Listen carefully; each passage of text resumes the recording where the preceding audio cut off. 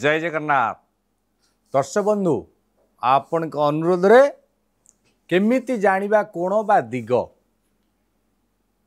गोटी गोटी करी चारिटी दिग विषय निश्चय कहबी। एबे आसंतु जानिबा ईशान्य कोण विषय केमिति जानिबा ईशान्य कोण।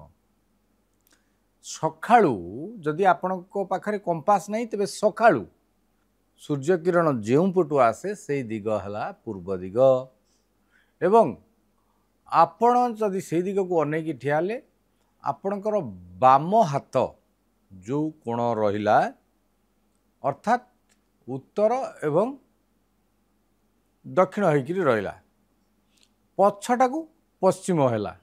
तेणु कौन कथा ना आमर दक्षिण हाथ जो पट को रहिला दक्षिण दिग बाम हाथ जो पट को रहिला ताहला उत्तर दिग एवं पूर्व उत्तरर जो मिश्रण स्थान को आमे कोण कही थाउ। से जो पूर्व उत्तर कोण को ईशान्य कोण कुआ जाए।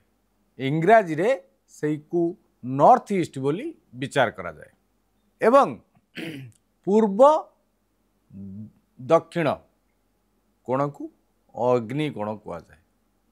से भली भाव में पश्चिम एवं दक्षिण कोण को नैऋत्य कोण बा साउथ वेस्ट कुआ जाए थाए एवं उत्तर पश्चिम कोण को वायु कोण कुआ जाए। उत्तर पश्चिम कोण अर्थात नॉर्थ वेस्ट। तेणु आपण एमिति कोण को जानिबे एवं दिशा एवं विदिशा जानिबा पई हेले कंपास रा आवश्यकता रही। कहीं ना सूर्य उत्तरायण हुंती एवं दक्षिणायन मध्य हुंती। उत्तरायण हेले खरा बढ़े दक्षिणायन हेले खरा कमे ठंडा बढ़े। तेणु यही भाव में होता है। तेणु पूरा दिग को जाना हेले कंपास निहाती दरकार। एबे आपण जानिले केमिति जानिबे आपण कोण एवं दिग।